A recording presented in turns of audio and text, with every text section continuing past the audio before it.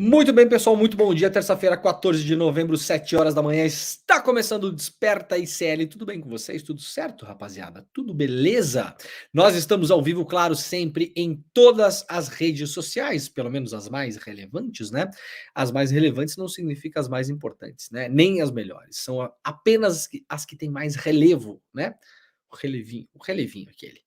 E também, claro, na TVT, TV Quirimurê e Rádio Brasil Atual. A TVT é TV aberta, São Paulo e Grande São Paulo. TV Quirimurê, TV aberta na Bahia, Salvador e Grande Salvador. E na Rádio Brasil Atual em São Paulo também. Claro, estamos ao vivo no Radinho. Muita gente nos acompanha, aliás, no Radinho, né? As pessoas mandam mensagens com frequência que acompanham este programa como se fosse o bom e velho programa matutino de notícias que as pessoas tinham o hábito de acompanhar pelo rádio e agora estão aqui conosco no ICL.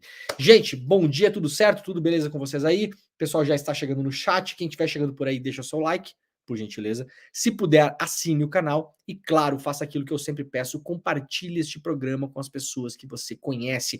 Ontem, aliás, tivemos uma audiência muito boa, quase 16 mil pessoas acompanhando o programa ao vivo só na internet, né? Temos ainda a audiência da TVT, da TV Quirimurê e da Rádio Brasil Atual, e depois que o programa vai ao ar, claro, a nossa audiência é muito maior do que isso, porque as pessoas veem o programa, muitas pessoas, aliás, a maioria, né, talvez ao longo do tempo, ao longo da semana, veem o programa como se fosse um programa gravado, né? Mas ontem tivemos uma audiência espetacular, espero que a gente consiga chegar nisso hoje também, né? 16 mil pessoas, será? Eu agora tô mirando para 20 mil pessoas. Ontem ficamos quase empatados com a CNN no horário, pra vocês terem uma ideia. Muito bom, né? Sensacional. Gente, muito legal. Olha só, muito obrigado a todo mundo que já está por aí pelo chat. Vamos ver rapidamente as pessoas que estão por aqui. O Daniel Castro, lá de Quixeramobim. Muito bem. De onde mais vocês estão falando? A Marilene Leite está lá em Salvador. O Luiz Álvaro Ferreira de Almeida em Santos. Onde mais? A Heloísa Edwards em Tiradentes, Minas Gerais. Vai chegando no chat e vai dizendo de onde vocês estão vendo este programa, né? Eu sempre gosto de ver o nome de cidades novas aqui no Brasil e também saber de onde vocês estão assistindo este programa de várias cidades do mundo. Big Dexter está lá em São Luís do Maranhão, de onde mais temos pessoas aqui? São Mateus do Sul, Paraná, São José do Rio Preto, Porto Alegre. A Zaina Estela está dizendo bom dia de Tuverava, 39 graus Celsius. Já vamos falar sobre a onda de calor, né? Irrefreável que está atingindo o Brasil esta semana. Aliás, o ano todo, né? Foi um ano muito, muito, muito quente no Brasil, na América Latina em geral. Bom dia, pessoal de Olinda, bom dia, pessoal de Magalhães de Almeida, no Maranhão, Salvador, Bahia, Juiz de Fora, bom dia do Rio Grande do Sul, Paulínia, São Paulo, Natal, Santa Cruz Cabralha, na Bahia também, Toledo, Paraná, Nova Lima, Minas Gerais, Rio de Janeiro, Teresópolis, Porto Alegre, Vitória, Espírito Santo, São José dos Minions. Não, tu tá de sacanagem, né, Fábio Ortiz? Não existe uma cidade chamada São José dos Minions, tu não me sacaneia. Pelo amor de Deus, será? Será que isso é sério? Não, isso não pode ser sério, né? Fábio Ortiz. Fábio Ortiz, não é hora de trollagem, Fábio Ortiz. Bom dia, pessoal de São Miguel, São Paulo, Colombo, Paraná, onde mais? Saudações de São Gabriel da Palha, no Espírito Santo, diz aqui o Antônio Geraldo Ribeiro, Ubatuba, São Paulo, São Sebastião, Brasília. O Rafael Vieira está dizendo, bom dia, seus pífios, Rafael Vieira. Isto você vai, este bom dia você tem que dar lá para os nossos amigos do Galãs Feios, né, o Rafael Vieira. Um grande abraço para o Marco Bezzi, para o Helder Maldonado. Aliás, faz tempo que a gente não fala, né, que eu não vou no programa. Esta semana irei me... Fala, pessoal, voltamos. Tivemos um pico de luz aqui em Brasília. Será que é o calorão? Não sei. 7 da manhã. Será que os ares condicionados já estão bombando? Mas estamos de volta, estamos de volta. Vamos ver se a coisa vai agora, hein? Alguém aqui falou que o Arthur Lira sabotou a live. Não foi isso não, gente, tá? Tivemos um pico de luz aqui. Eu tô viajando, né? Estou no hotel em Brasília e aparentemente agora as coisas voltaram. Veremos se as coisas permanecem estáveis por aqui, né? O pessoal já tinha comentado no chat, aliás, aqui, que em algumas cidades do Brasil tinha rolado alguns problemas de energia elétrica, né? Claro, evidentemente, por conta do alto calor, né? A gente que está achando que vai se salvar no ar-condicionado, no calor extremo, né? Não vai ter energia para todo mundo. Muito bem, gente. Como diz alguém aqui, é o calor, exatamente. A Janaína Fernandes está falando que... Fernandes Pereira está dizendo que é a Enel. Eu não sei se é Enel aqui em Brasília, gente. Será que é? Será que é Enel? Não sei. Se alguém souber, fala para mim aí. Muito bem. Vamos lá então, gente. Tem bastante coisa no programa de hoje. Temos coisas importantíssimas. Então vamos lá, começando, claro, com a onda de calor. Aqui, ó, primeira notícia do programa, aliás, né? Calor faz demanda por energia atingir o maior patamar da história no Brasil. A nova onda de calor que atinge sobretudo as regiões sudeste e centro-oeste fez com que o Brasil atingisse na tarde dessa segunda-feira, portanto ontem, um novo recorde nacional de consumo de energia elétrica. De acordo com o Operador Nacional do Sistema Elétrico, foi alcançado um recorde na demanda instantânea de carga do Sistema Interligado Nacional ontem, exatamente às 14 horas e 17 minutos. Foi a primeira vez na história que o sistema em que a carga superou a marca de 100 mil megawatts. A marca de ontem foi 100.955, né? Um pouquinho acima de 100. A marca anterior era de 97 mil quilowatts, medida em 26 de dezembro deste ano. Deste ano não, né? Do ano passado. Né? 26 de setembro deste ano, perdão. 26 de setembro deste ano. Portanto, os dois maiores recordes de consumo de energia elétrica da história do Brasil aconteceram este ano. Um em setembro e o outro agora em novembro. Rapaziada, não vai ter energia para todo mundo, não. Vamos lá para a Folha de São Paulo. O número de dias com ondas de calor mais do que dobrou em 20 anos no país. Leandro, só Oi. compartilha a tela, por favor. Ah, não tá rolando? Então, peraí. Não tá Tivemos rolando. que reiniciar tudo aqui, peraí. Vamos compartilhando a tela.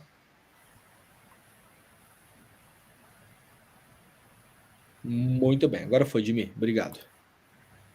Aí, Valeu. garoto. Beleza. Vamos lá então, número de dias com ondas de calor mais que dobrou em 20 anos, né? O Instituto Nacional de Pesquisas Espaciais, o INPE, realizou um estudo a partir de dados coletados nos últimos 60 anos e concluiu que o número de dias com ondas de calor mais do que dobrou nas últimas 2 décadas. Realizado a pedido do Ministério da Ciência e Tecnologia e Inovação, o levantamento permite reconhecer as tendências nas séries de chuva, temperatura máxima e mais 3 índices derivados que são considerados extremos climáticos: dias consecutivos secos, precipitação máxima em 5 dias e ondas de calor. Foram considerados dados de 1.252 estações meteorológicas convencionais, sendo 642 estações manuais e 610 automáticas para construir esse índice, E aí temos aqui o índice no período estudado, entre 1961 e 1990, o número de dias com ondas de calor era de 7 e ampliou para 52 dias no período de 2011 a 2020. Portanto, o INPE fatiou aqui o estudo, Então, vamos lá. Dos anos 60 até 1990, o número de dias com ondas de calor durante o ano era de mais ou menos 7 dias por ano com ondas de calor. Hoje, no estudo que considerou de 2011 a 2020, portanto, agora, tempo presente praticamente, esse número de dias de ondas de calor por ano é de 52 dias, quase 2 meses. Então, o que até os anos 90 era um evento anômalo, podemos chamar assim, 7 dias por ano, agora nós temos entrando na normalidade, quase 2 meses por ano. É realmente impressionante, Vamos lá então, a boa notícia que todo mundo esperava, gente? Finalmente os repatriados de Gaza chegaram ao Brasil ontem e foram recepcionados pelo Lula e por vários ministros, várias autoridades que lá estavam no aeroporto de Brasília, na base aérea, na verdade, O presidente Luiz Inácio Lula da Silva recepcionou os 32 brasileiros repatriados da faixa de Gaza que chegaram no fim da noite de ontem, segunda-feira, a base aérea de Brasília, finalmente, Que notícia incrível. Eu estava esperando, assim, todo mundo do ICL estava esperando para dar essa notícia há muito tempo, Foi o fim de semana de angústias das 17 crianças, 9 mulheres e 6 homens que viveram de perto o horror da guerra no Oriente Médio e que pediam para serem resgatados. Hoje é um dia de alegria para o Brasil. A chegada desse 10º avião é o coroamento de um trabalho muito sério que a gente deve a muita gente, disse o presidente Lula, em referência a diplomatas, ministros, Força Aérea e toda uma articulação para garantir o cuidado com os brasileiros. Diante dos repatriados, o presidente prometeu manter a operação enquanto ela for necessária. O governo federal vai fazer o que for possível para trazer os familiares palestinos dos brasileiros que quiserem sair de Gaza, lembrando que tem mais gente lá, né? Não eram apenas essas pessoas foram as pessoas que mandaram os nomes, né, que aplicaram para poder sair de Gaza, mas há mais brasileiros ontem, até o Hassan, que é um dos brasileiros que chegou ontem, na entrevista que ele deu ontem para a Heloísa Vilela, aliás, a entrevista está no YouTube, para quem quiser assistir, entrevista exclusiva que a Heloísa Vilela fez, a gente mostrou ontem aqui no Desperta parte 1, e no ICL Notícias primeira edição, mostramos a parte 2. Mas a entrevista na íntegra está no nosso canal do YouTube. Para quem quiser assistir, a Heloísa conseguiu entrevistá-lo, né, remotamente. Ele estava no Cairo, e aí o Hassan falou que já se sabe, né, pelas contas que foram feitas lá, que há no mínimo mais 50 ou até mais brasileiros em Gaza. Eventualmente, essas pessoas não pediram para sair. Por quê? Eu falei, inclusive, ontem no ICL Notícias primeira edição, né? É muito estranho para a gente olhar de fora e pensar, poxa, mas a pessoa não quer sair de lá. Aliás, 2 pessoas desistiram da lista de saída ontem, né? Ontem, na verdade, de Gaza, né? Nossa, por que a pessoa desiste? Por que a pessoa quer ficar lá? Porque muita gente quer ficar com as famílias, gente. Essa é a triste realidade. Eu li no final de semana, aliás, eu não lembro onde que foi, uma matéria sobre pessoas que decidem ficar, e as pessoas falam, eu quero morrer com a minha família. Eu não quero ir embora sozinho. Porque não dá para sair todo mundo. Israel não está permitindo a saída de todo mundo. A saída é, de fato, a conta-gotas. Então tem gente que eventualmente estava na lista para sair, essas 2 pessoas que desistiram, a gente não tem informações sobre elas, né? Foram alegados motivos pessoais, mas não sabemos quem são as pessoas. A pessoa pode falar, não, eu ia sair, pode ser, por exemplo, uma pessoa idosa que não tem medicamento em Gaza, né? E a família convenceu a sair. E aí chega na hora H, a pessoa não quer sair. A pessoa quer ficar com a família, a pessoa não quer sair da sua terra, cruzar uma fronteira que talvez ela imagine que ela nunca mais poderá cruzar de volta. Vocês entendem o grande drama dessas pessoas? Talvez as pessoas que chegaram ao Brasil ontem, que foram resgatadas, talvez elas nunca mais consigam voltar em Gaza. A gente não sabe o que vai acontecer no futuro. A gente não sabe qual o destino de Gaza nas mãos de Israel. Talvez Gaza não seja retomada pelos habitantes de Gaza. Talvez a pessoa não possa voltar para a própria casa. Então é muito dura a decisão de sair também, né? A gente tem que analisar muito em relação com esse contexto, né, em mente, né? O embaixador, o ministro das Relações Exteriores, né, o Mauro Vieira, nosso chanceler, ele declarou o seguinte: vamos continuar trabalhando com as embaixadas de Ramala, Tel Aviv e Cairo para localizar outros brasileiros que estejam na região e queiram voltar. Da mesma forma que vamos continuar trabalhando no Conselho de Segurança das Nações Unidas, onde o Brasil ocupa uma vaga até dezembro deste ano, para que se possa encontrar uma solução diplomática, né? No caso, para a guerra, para o conflito, né? Gente, tem um vídeo de uma dos brasileiros que voltou ontem, né? A gente costuma chamar ela de Shahed, mas o nome dela, a pronúncia é muito diferente disso, né? Eu particularmente não sei fazer a pronúncia correta, né? Mas ela vai fazer aqui. Ela é uma menina de 18 anos, ela fez vários vídeos enquanto estava lá presa em Gaza, e ontem, quando ela chegou, ela fez uma declaração, e aí a gente vai ouvir a declaração dela agora, tá? Vamos lá, Jimmy, coloca o vídeo pra gente, por gentileza. Olá, gente. Olá, Brasil. Boa noite. Para quem não me conhece ainda, meu nome é Shahed El-Banna. Eu tenho 18 anos. Eu sou brasileira e eu morava na faixa de Gaza por 1 ano e meio. Eu fui na faixa de Gaza porque eu estava morando aqui em São Paulo com a minha mãe, mas ela teve câncer e ela estava passando mal. Aí a gente teria que voltar para Gaza para ela despedir da família dela lá. Infelizmente, ela faleceu quando chegamos lá. Quando começou a guerra, 7 de outubro, era um dia normal, deveria ser um dia normal. Eu estava me preparando para ir para a faculdade de manhã. Aí, de repente, começou a cair as bombas, começaram a bombardear todo lugar. sem avisos, e a gente ficou assustada. Ela estava preparando para ir para a escola de manhã. A gente chegou a um ponto a pensar que não vamos mais conseguir sair de lá e vamos todos morrer e ninguém vai saber da gente. Mas graças a Deus, graças ao governo brasileiro, graças ao presidente do Brasil, a Força Aérea, a embaixada, a todos, a gente está aqui agora. Eu agradeço muito do fundo do meu coração, e todos nós que conseguimos chegar aqui hoje também agradecemos muito do fundo do coração a todos que ajudaram a gente a chegar aqui.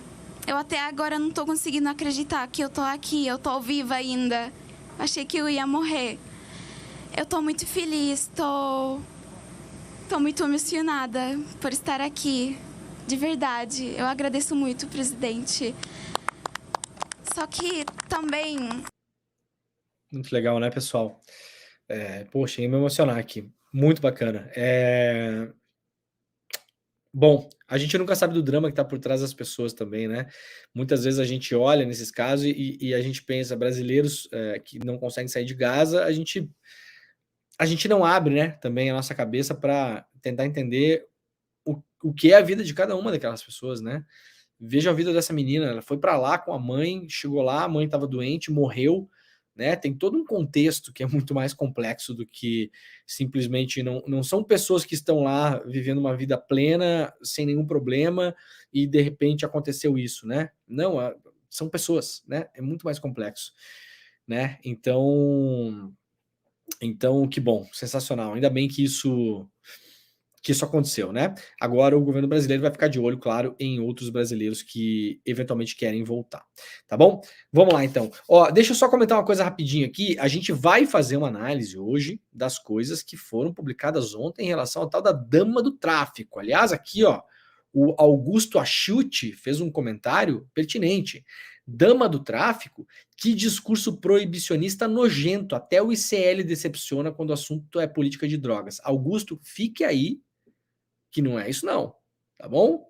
Fique aí. Se você acompanha o Desperta, você sabe que eu não colocaria esse título para condescender com o tipo de cobertura que foi feito ontem, né? Aqui a nossa banda toca outra música, né? A coisa aqui anda por outros caminhos. Aqui tem mais contexto, tem mais complexidade, tem mais explicação, tem mais nuance. Tá, Augusto? Valeu pela mensagem aí, cara, mas não é isso não. Fica por aí que daqui a pouquinho vocês vão se surpreender. Tá? Vamos. Será que é isso mesmo que foi divulgado? Dama do tráfico? Condenada? Será mesmo que o Ministério da Justiça recebeu uma condenada por tráfico de drogas? Será que é essa a verdade? Daqui a pouquinho a gente vai falar sobre isso. Tá bom? Fiquem por aí. Muito bem, aliás, um beijo para o Jair Me Arrependi, né? Melhor conta do Twitter e melhor ser humano também. Grande pessoa. Olha, o Lula recebeu os repatriados ontem e disse que Israel comete atos de terrorismo. As coisas estão começando a avançar, né? Na minha opinião, lentamente em relação a isso, né? Mas a diplomacia brasileira, ela é muito cautelosa mesmo, né? Sempre foi, historicamente, muito cautelosa. Então, agora parece haver uma pressão maior em cima do regime Netanyahu em relação ao governo brasileiro. O presidente Lula recebeu ontem, né, os brasileiros e disse que o governo de Israel também comete atos de terrorismo a bombardear o território. Se o Hamas cometeu um ato de terrorismo, disse Lula, e fez o que fez, o Estado de Israel também está cometendo vários atos de terrorismo ao não levar em conta que as crianças não estão em guerra, ao não levar em conta que as mulheres não estão em guerra, ao não levar em conta que eles não estão matando soldados, estão matando junto crianças. Foi a declaração do Lula ontem. Declaração importante, né? E depois de sendo Lula, a destruição de tudo que as pessoas levam décadas para construir. Uma casa, uma rua, um prédio, uma escola, um hospital. E depois uma simples bomba detona aquilo sem ninguém assumir a responsabilidade de quem vai recuperar aquilo, afirmou o Lula ontem, né?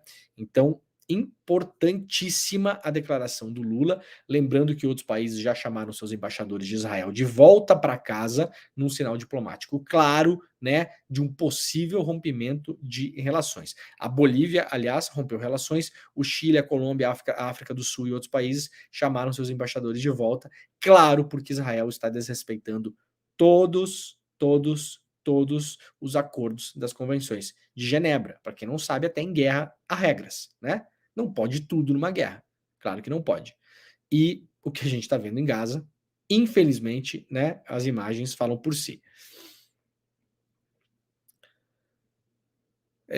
Repatriados falam em massacre em Gaza e pedem a Lula que o Brasil receba parentes. Foi um pedido que eles fizeram ontem na chegada, né? E confirmaram o que viram lá, né? Em relação ao massacre de fato. Muito bem, gente, vamos lá mudar de assunto aqui para a Folha de São Paulo também. Bolsonaro diz que pagou R$ 72.600 por condenação após atacar jornalistas. Eu já tinha dado essa notícia aqui, um mês atrás, mais ou menos, né? Que o Bolsonaro tinha sido condenado a pagar uma indenização por dano moral coletivo a jornalistas. Uma condenação essa que foi proferida pelo Tribunal de Justiça de São Paulo, né? E agora, finalmente, o Bolsonaro ontem ele teve que publicar na rede social dele, né? Que ele pagou efetivamente. Eu achei muito boa a matéria, a manchete da Folha, né? Porque assim, o Bolsonaro foi condenado, né? De tanto espezinhar os jornalistas, o Sindicato dos Jornalistas Profissionais, se eu não me engano, de São Paulo, seccional de São Paulo, né? Isso, moveu uma ação contra o Bolsonaro. Ele perdeu essa ação, foi condenado. Eu dei essa notícia aqui uns 2 meses atrás, eu acho, se eu não me engano. E aí teve que pagar. Mas eu achei muito boa a manchete da Folha. Bolsonaro diz que pagou. Bolsonaro diz que pagou. Não sabemos, né? Impressionante quando a pessoa perde a moral, né? Ninguém acredita mais nada que a pessoa fala, né? Então o Bolsonaro foi lá no Twitter, falou que pagou, então tá aqui. Aparentemente, Bolsonaro pagou a multa para o Sindicato dos Jornalistas Profissionais por danos morais coletivos. É uma merreca, né? É uma pichincha, mas pelo menos aí tem uma condenação moral em cima disso, né? Bom, gente, vamos lá. Ó, essa história da mulher do Comando Vermelho, olha, deixa eu separar as coisas aqui, porque aqui deu uma bagunçadinha, porque caiu a luz aqui em Brasília. Então vamos lá, vamos por partes.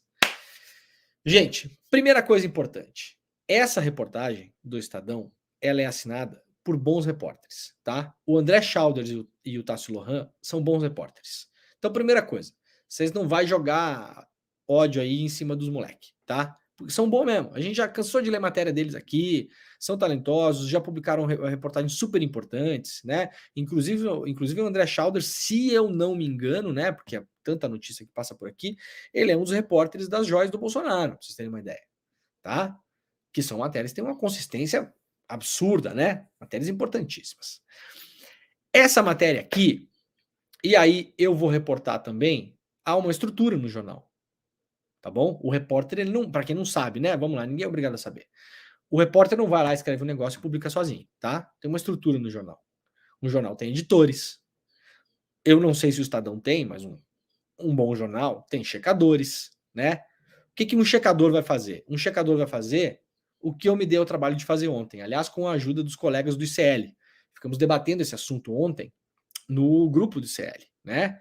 E aí, não, isso, aquilo, aquele outro, pá. E eu fui juntando informação. Então, um checador, geralmente numa redação, um checador interno de matérias, ele pega a reportagem finalizada, depois que passou por editores, e vai checar. E o que um checador deveria ter checado aqui, ou pelo menos deveria ter feito essa pergunta? Que eu acho que, eventualmente, a reportagem iria cair, tá bom? E vou explicar por quê. Checado as datas da condenação ou não condenação da tal da dama do tráfico amazonense, tá bom? Então vamos lá, por partes. Notícia publicada ontem pelo Jornal Estado de São Paulo. Causou aquele furor de 12 horas no Twitter, né? E hoje não se fala mais nisso, né? Impressionante como essas coisas também é como um fósforo aceso, né? Acende, apaga e acabou. Vamos lá. Manchete. Ministério da Justiça recebeu mulher de líder do Comando Vermelho para 2 reuniões. Tá bom? Essa manchete, por si só, ela é muito problemática. Por vários motivos. Depois eu vou entrar no motivo principal, mas por vários motivos. Porque assim, gente, vamos lá. Não é crime você ser mulher de um criminoso. Então, assim, a manchete por si, vamos lá, ela dá a entender, tá bom? E eu tô fazendo aqui uma análise de leitura de mídia mesmo. A pessoa que vai ler isso aqui, o meu tio que vai ler esse negócio aqui. Não um jornalista profissional que vai ler e vai ler toda a matéria, e vai procurar no Google, vai procurar a sentença, fazer o que eu fiz ontem e o que os colegas do ICL fizeram. Vamos lá procurar a sentença da juíza que condenou ou não. Vamos ver se foi condenado ou não, né? Vamos lá. E quando, principalmente, que é o principal. Gente, ninguém vai fazer isso. Quem vai fazer isso é meia dúzia de maluco que trabalha com informação e que quer entender. Eu, quando li essa matéria, fui tentar entender. Por quê? O cidadão comum, quando ele lê isso aqui, quando ele lê essa manchete, tá? A sensação que a pessoa tem é que o Ministério da Justiça está negociando com o Comando Vermelho. Sim ou não? Não é o primeiro impulso da pessoa ao ler isso, inclusive de pessoas de esquerda. Ontem, falei com várias pessoas ontem de esquerda. O primeiro impulso era, meu Deus, como assim? Que absurdo, né? Ai, ai, ai, deixa eu ver isso, vamos lá. Então, o primeiro impulso, Ministério da Justiça recebeu mulher de líder do Comando Vermelho para 2 reuniões. Nossa, Flávio Dino está negociando com o crime. De fato, e os fatos não me deixam mentir, foi o que circulou na internet ontem. Vejam os tweets do Kim Kataguiri, do não sei quem. Vejam. Acompanhem os grupos de WhatsApp, de política. Os grupos de direita e extrema-direita. O que é que circulou ontem a partir esta manchete, da maneira como ela foi construída, ela jogou água no moinho de quem? Quando você lê isso. Então, vamos lá, tá? Mesmo que a gente mantenha a manchete do jeito que ela está. Ministério da Justiça recebeu mulher de líder do Comando Vermelho para 2 reuniões. Qual seria o problema? Uma mulher de alguém condenado por qualquer crime que seja não pode ser recebida, então. Ela vira uma pária, é isso? Qual a lógica disso? Para mim é incompreensível. Essa manchete, da maneira como ela está, mesmo que a matéria não tivesse problemas, e tem, e eu vou mostrar por que tem, são coisas objetivas. De novo, são excelentes repórteres. Todo mundo erra. Eu já errei pra caramba. Eu erro todo dia, inclusive. Né? Erro mais do que gostaria, como todo mundo. Né? Mesmo. Já errei em matéria, já tive que fazer errata, um monte de coisa. Tá bom? Então não tem nada pessoal aqui. O André, aliás, é um cara com quem eu tenho um bom diálogo. Né? Mas aqui a gente faz um programa para informar as pessoas. Então eu não vou colocar o meu relacionamento com o repórter acima disso. Né? Eu tô aqui para fazer o programa para vocês. Então vamos lá. Então mulher de traficante condenado não pode ser recebida no Ministério da Justiça? Como assim? Por quê? Por quê? Ela vira uma pária da sociedade, é isso? Uma mãe de um traficante não pode ser recebida pelo governo? Por que não pode ser recebida? Qual exatamente o problema? Qual o cerne de fazer essa matéria? Aí, mas espera lá. Não é só isso, Leandro, claro. O cerne é que ela não é apenas a mulher do líder do Comando Vermelho. E está explicado aqui na segunda linha, claro. Ministério da Justiça confirma ter recebido Luciane Barbosa, mas disse que não sabia quem ela era. Dama do tráfico amazonense, entre aspas, porque isso é um apelido que foi dado a ela, e eu posso apostar que foi dado por um Datena do Amazonas. Então, é muito ruim quando o jornalismo dito profissional também se alimenta do datenismo cultural, né? Quem é que foi que deu o apelido para ela de Dama do Tráfico do Amazonas? Vocês conseguem imaginar?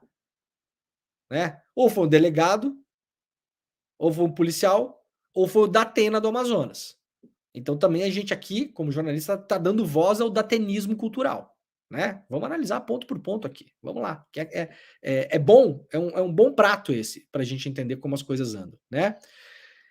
Então a dama do tráfico amazonense, como é conhecida, foi condenada por associação ao Comando Vermelho. Ah, tá bom. Então peraí. Vamos lá. A manchete tá aqui embaixo. Vocês não concordam comigo? Se o jornal tem certeza, vamos lá. Não é crime você ser mulher de um condenado, correto? A pessoa pode ser condenada, o marido pode ser condenado por 1000 crimes. Tráfico de drogas, pode ter atropelado uma pessoa dirigindo embriagado, pode ter assassinado alguém, pode ter cometido uma fraude. Aí a mulher dessa pessoa, ela não pode ser recebida no ministério? Ela não pode ser recebida no CNJ, como foi? Essa mulher também foi recebida no CNJ, Conselho Nacional de Justiça, cujo presidente é o ministro Barroso. Eu não vi o jornal Estado de São Paulo cobrar do Barroso ontem. Diligência. Ela foi recebida na Câmara também.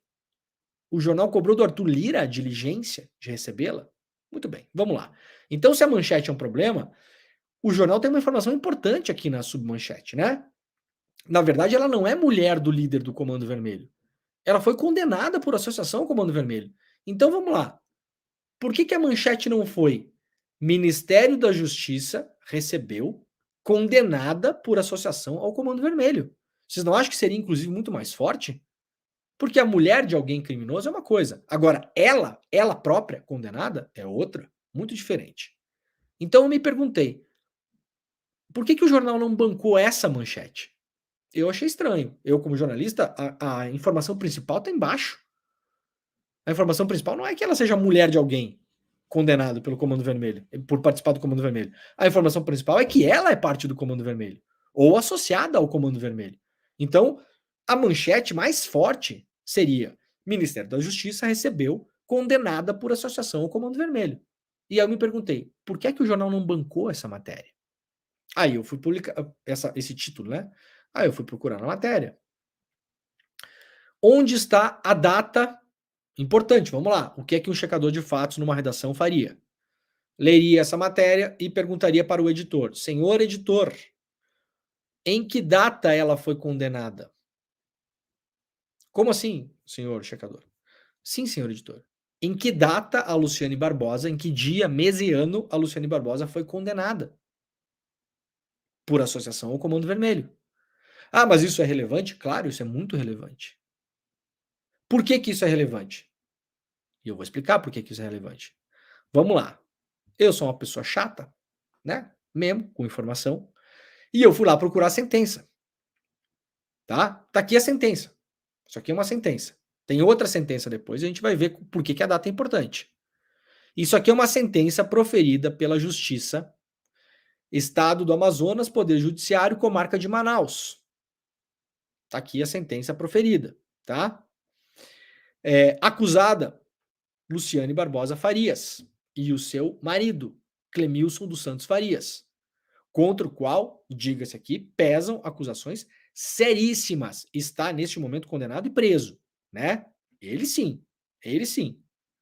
Me parece não restar dúvida nenhuma de que se trata de uma pessoa perigosa, inclusive, o marido, tá bom? Vamos lá por partes. Sentença de quando? Essa aqui foi a sentença publicada em relação ao caso, né? Da tal da dama do tráfico. Vamos lá para o rodapé, porque a gente vai olhar tudo aqui hoje. Data, para quem está olhando na tela aí, está acompanhando. A sentença foi dada.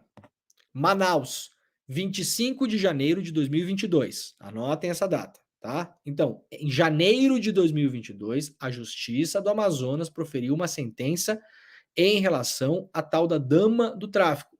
Qual foi a sentença? Por todo o exposto e por tudo mais que destes autos conta, escreveu a juíza, julgo integralmente improcedente o período formulado na denúncia e absolvo os réus Clemilson dos Santos Farias e Luciane Barbosa Farias de todas as imputações que lhes foram feitas na exordial acusatória. Por que a juíza absolveu a dama do tráfico amazonense, como foi chamada na reportagem? Escreve a juíza: ausência ou fragilidade das provas. Que da forma que se encontram, são insuficientes para demonstrar a autoria e a materialidade delitiva dos crimes atribuídos aos réus supramencionados. Então, uma decisão proferida em janeiro de 2022 absolveu, tá bom? Vamos lá por partes. Absolveu Luciane Barbosa Farias. Muito bem. Ok, mas o jornal falou que ela foi condenada. De fato, ela foi condenada. Ela foi condenada. Essa decisão de primeira instância, de janeiro de 2022, ela foi reformada por uma desembargadora. Ela pegou lá as provas colhidas pela polícia, o inquérito, né, a denúncia feita pelo Ministério Público, e reformou a sentença. E, de fato, condenou a Luciane Barbosa, que hoje, condenada, responde em liberdade. Só que tem um problema, que é o seguinte: a condenação da Luciane Barbosa, a dama do tráfico amazonense, aconteceu, e está aqui a condenação, Poder Judiciário, Tribunal da Justiça do Amazonas, gabinete da desembargadora Vânia Marques Marinho. Está aqui a condenação dela, tá bom? Condenação. Aqui no cantinho tem a data, para quem não consegue ver aqui, ó. Tá aqui, ó. Tá aqui a datinha, ó. A Vânia fez a condenação, liberou os autos em 8/10/2023. Então, está aqui a condenação. Qual o problema? A Luciane Barbosa visitou o Ministério da Justiça e o CNJ e a Câmara em março deste ano.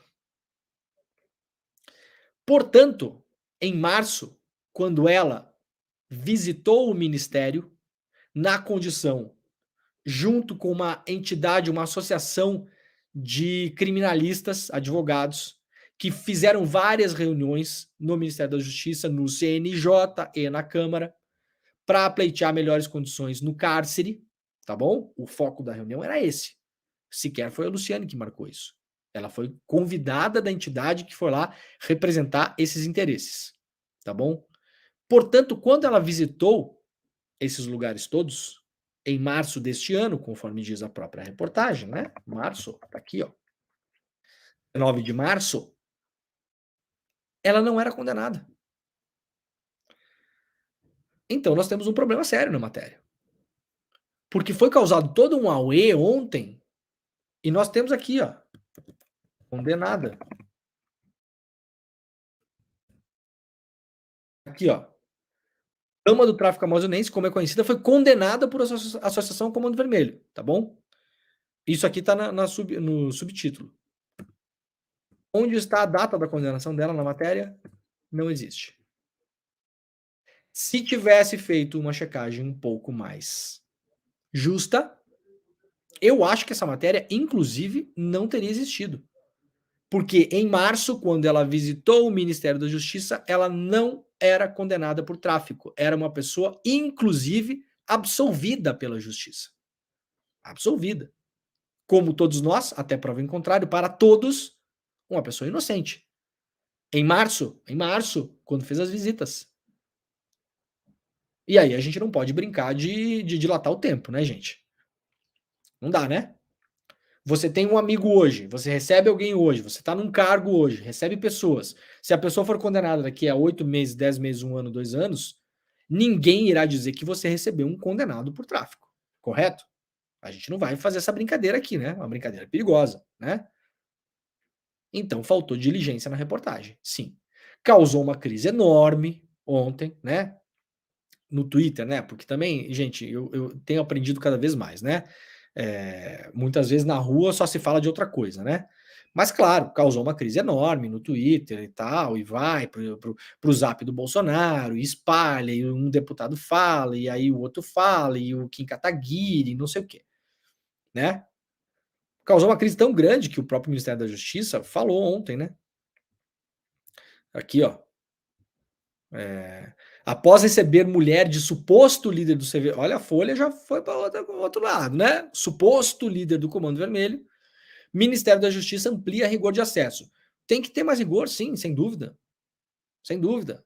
Os participantes todos têm que mandar, porque geralmente quando é feita uma agenda, né? A agenda é feita por uma entidade, por uma liderança, e às vezes essa entidade, essa liderança podem levar convidados. E não necessariamente há uma checagem minuciosa sobre todo mundo que vai visitar todos os ministérios, todos os gabinetes da Câmara. São 500 gabinetes, gente. São mais 80 e pico no Senado. Não há esse controle, não tem essa ilusão, tá bom? Não tem. Não há esse controle dessa maneira como é feito, em relação a comitivas, tá bom? Que bom que vão melhorar o controle, que bom no geral, na verdade, né? Deveria haver esse controle de fato.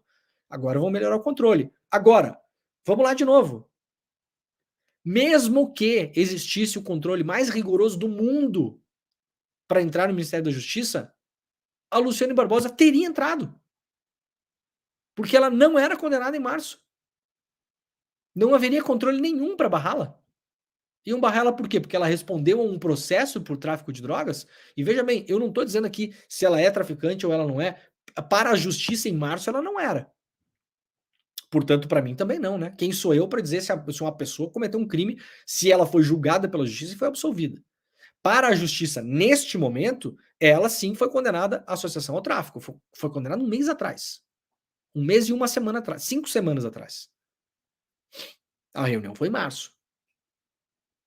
Então, neste momento, sim, ela foi condenada por associação ao tráfico. Numa sentença reformada pela desembargadora. Recorre. E recorre em liberdade. Por quê? Porque, no mínimo, a desembargadora entendeu que o caso dela, no mínimo, é um caso duvidoso. E que ela não é uma pessoa que oferece perigo e nem risco de fuga. Vocês entenderam? Então, assim, criou-se uma imensa fumaça em relação a isso ontem.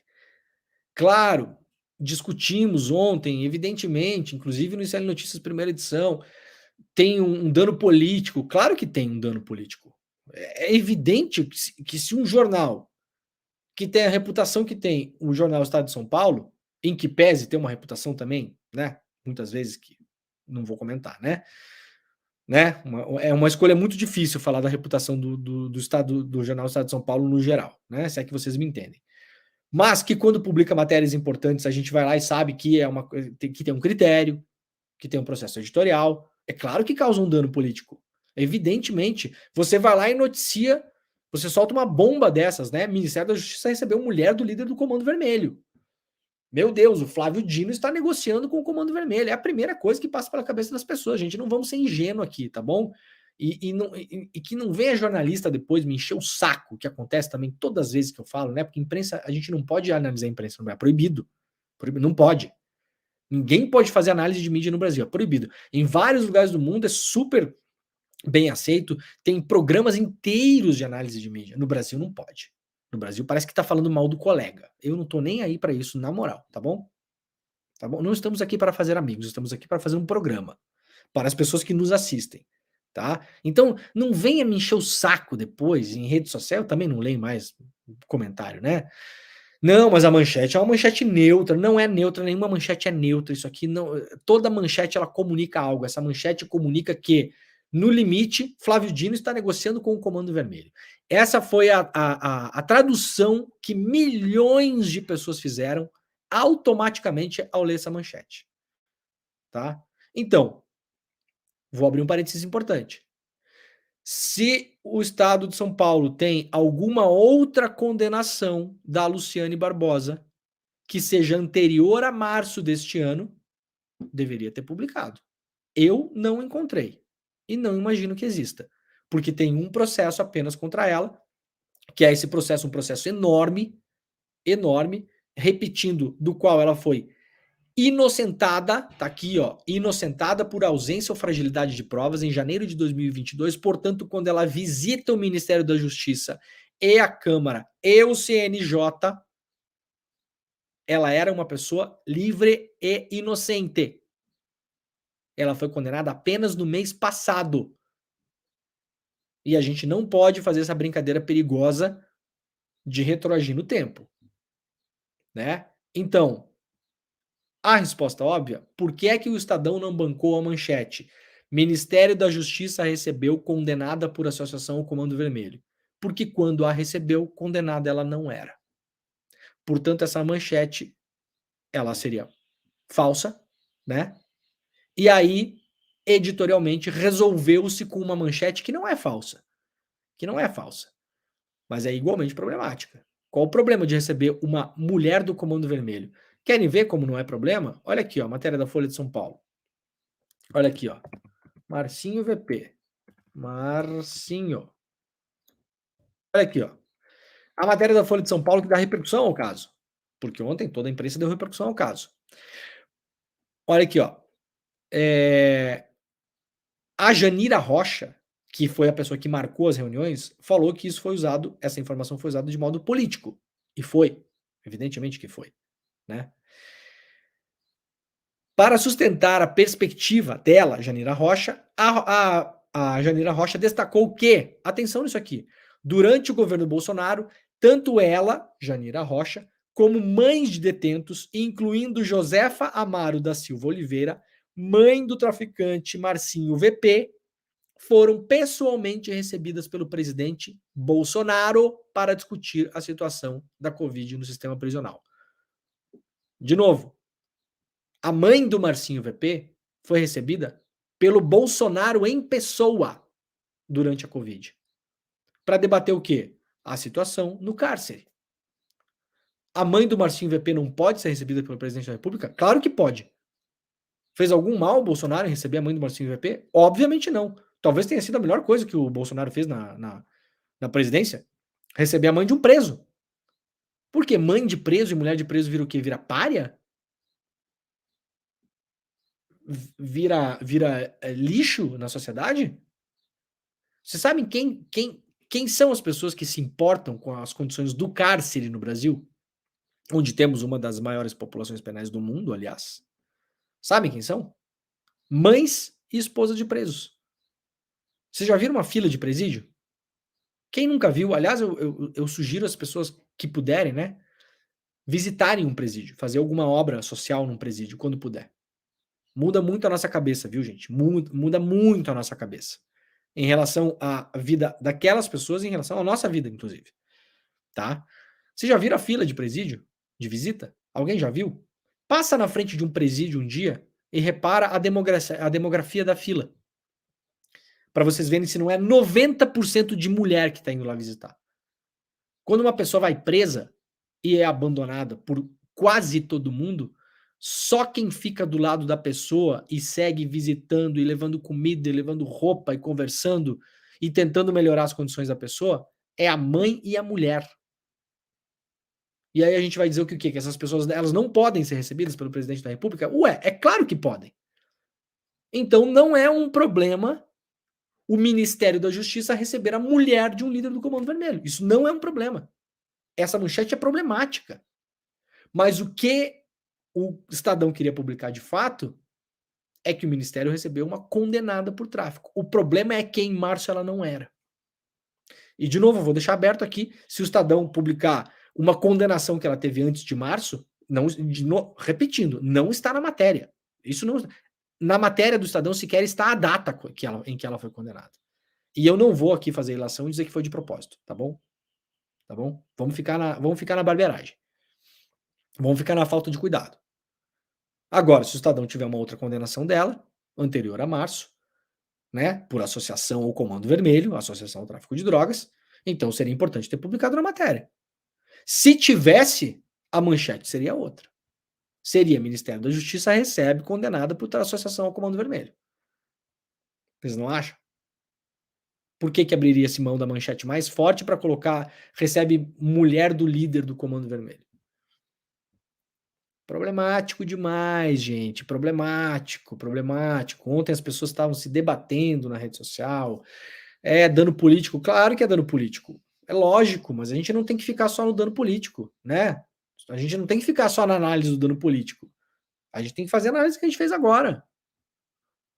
Porque senão parece que assim, recebeu, que horror que recebeu, realmente é um dano político. E aí não vamos debater, né? Um debate muito bom ontem com os colegas do ICL, né? O debate sempre é bom, né? A gente sempre aprende, né? Mas eu coloquei o meu ponto ali, minha posição. Ora, não importa se a condenação, não importa a ficha criminal dela, ou não importa quando ela foi... Claro que importa, é evidente que importa quando ela foi condenada. Disso faz parte também a gente dar contexto para as pessoas. Muita gente que nos acompanha ficou perdida ontem, né? Falando, meu Deus, e agora? O que eu falo? O que eu falo? Poxa, o Dino recebeu o comando vermelho. Aí vem o meu cunhado me encher o saco. O que eu vou falar? Bom, agora as pessoas sabem o que falar. É um pouco essa a nossa função aqui também, né?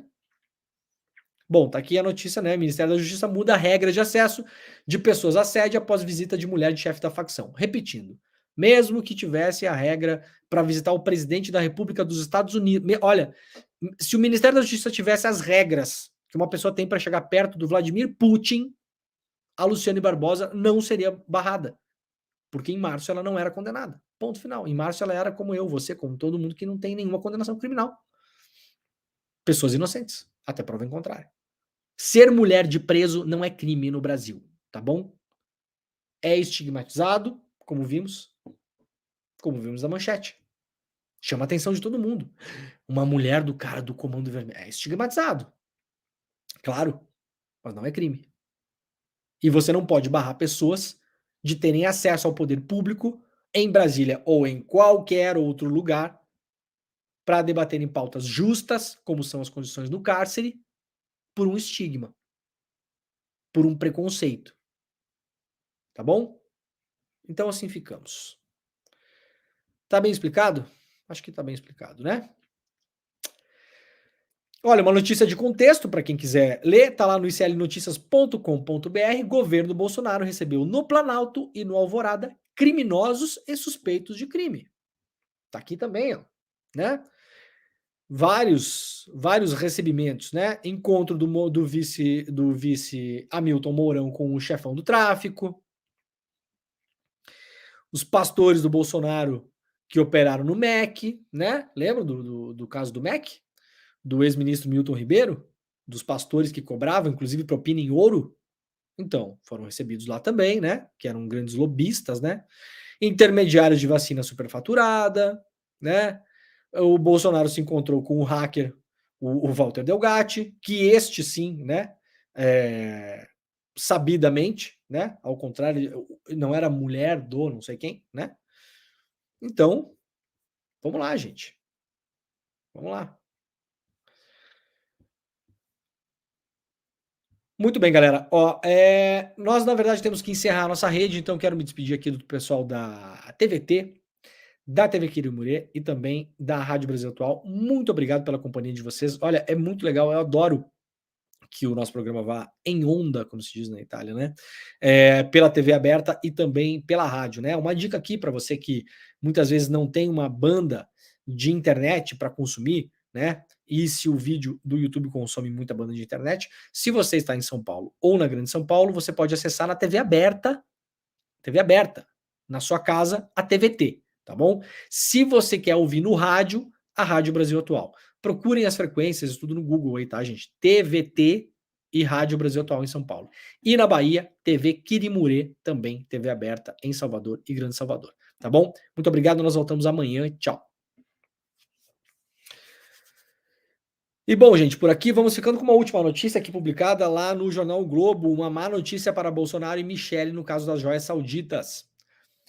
A gestão interina da Eliseta Ramos na Procuradoria-Geral da República já produz efeitos em investigações em curso contra o ex-presidente Jair Bolsonaro. Lembrando que a Eliseta Ramos, ela está no lugar do Augusto Aras, né? Mas ela é interina. O Lula ainda não escolheu uma Procuradora-Geral da República para ocupar esse cargo, né? Talvez, olha, a Eliseta parece estar tentando cavar uma vaga aí, né? Vamos ver.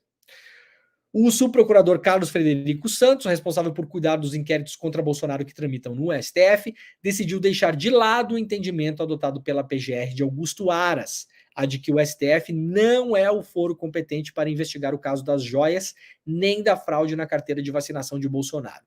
Foi essa tese defendida pela subprocuradora Lindora Araújo, aliada de Aras, que foi usada por Bolsonaro e pela ex-primeira-dama Michele Bolsonaro para permanecerem calados em depoimentos perante a Polícia Federal em agosto deste ano. Lembrando, eles foram dar depoimento e falaram, não, a gente vai permanecer calado porque a gente não reconhece o STF como o foro desses processos. Primeiro, isso não faz nenhum sentido, não cabe a você reconhecer ou não. Isso é só da cabeça do Bolsonaro e estratégia de defesa dele mesmo, né? Mesmo que o foro competente não seja o STF, isso não impõe a pessoa de dar esse tipo de resposta. A avaliação não cabe a ela, na verdade, né? Na ocasião, a defesa do clã Bolsonaro alegou que a PGR, sob gestão Aras, opinou que o caso das joias não deveriam tramitar no Supremo, já que o ex-presidente não possui mais prerrogativa de foro por ter deixado o cargo. Portanto, tanto para Bolsonaro quanto Michele só prestariam esclarecimentos perante o juízo competente. Com o fim da gestão Aras, porém, a posição da PGR mudou. É prematuro no momento falar em declínio da competência.